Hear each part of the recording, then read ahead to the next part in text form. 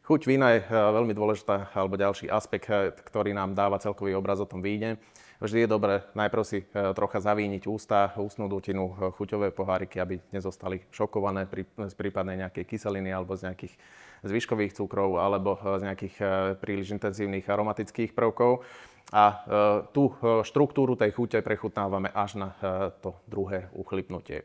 Veľmi dôležité je sledovať, koľko toho zvyškového cukru cítime v tom víne, aké sú intenzívne kyseliny, ako nám to zaplňa celú ústnu dutinu a samozrejme po prehltnutí malého množstva, ako doznieva chuť toho vína. Vždy je dobré pri tom víne, ak tá chuťový profil kopíruje aromatiku a stretávame sa s tými istými chuťami, ktoré sme cítili skoršie vo víne, alebo teda v aromatike.